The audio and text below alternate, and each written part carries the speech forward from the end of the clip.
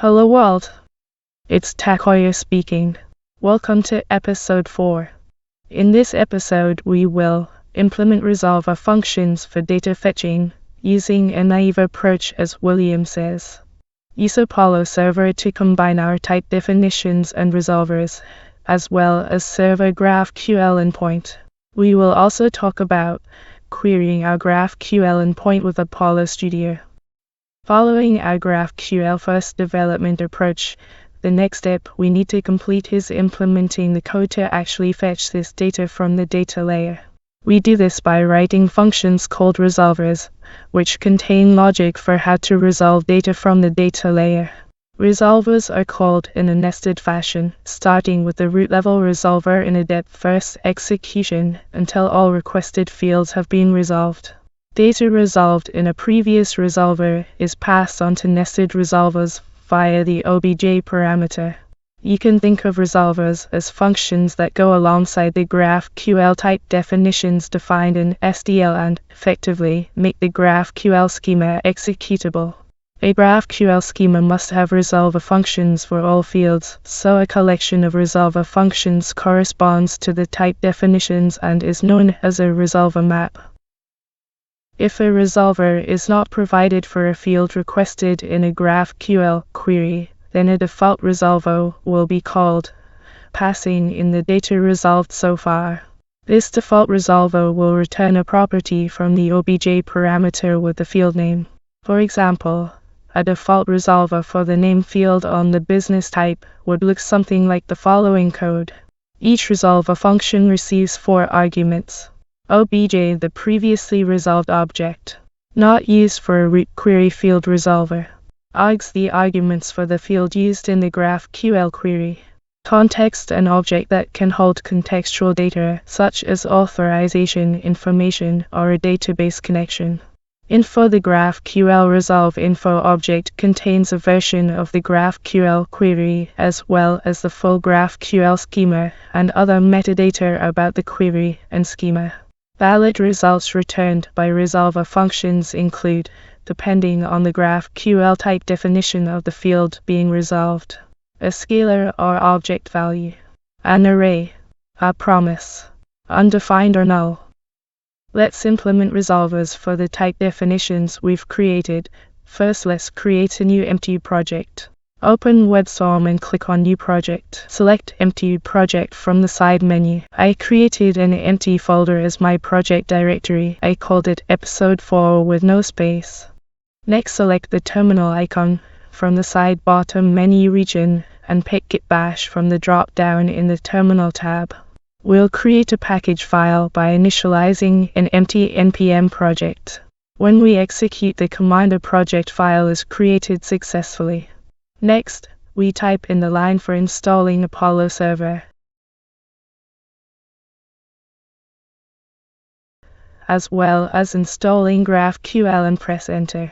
When installing packages, a folder called node_modules was created. That's where library files are stored. In the JSON file, ApolloServer and GraphQL are then listed under dependencies.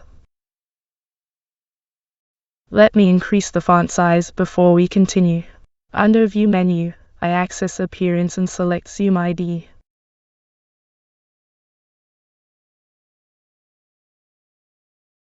Next, let us create an Index.js file. It will be our main or entry file as indicated in package.json. In our index file, we add the line to add the ApolloServer library. Let's create some static data that will represent our data layer. We create some object literals and store these in an object called db, which we can think of as a mock for a database. Next, we paste in our GraphQL type definitions. We can combine these and resolvers to serve a GraphQL API.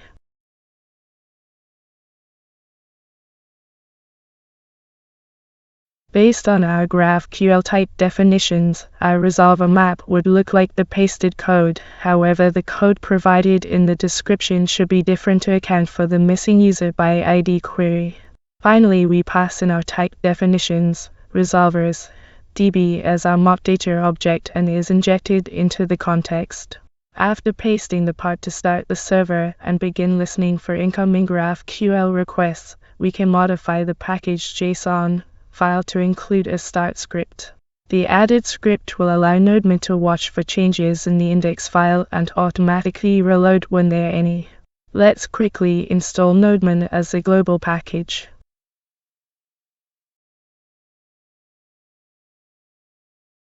We enter the line to spin up the project. Paste the provided URL into a browser. Select the Explorer option on the side menu and begin writing queries. Let's write a query to return all businesses' names. The response is displayed in the right pane. Clear the all businesses query in the operation window and write another query. The query to search businesses by using a search term. Right-click the search variable to convert it to an inline variable. Search for businesses with the word library. Also return their address. Average stars, name, a list of reviews with text and a list of users' names who wrote them. The response is as expected.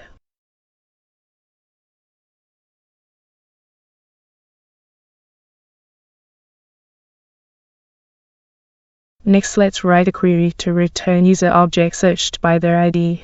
We will also view their names, reviews they wrote with their stars. We run the query and a response is returned as expected. This is all for now. In the next episode we will introduce graph databases with focus on Neo4j. Thank you for watching. See you in the next episode.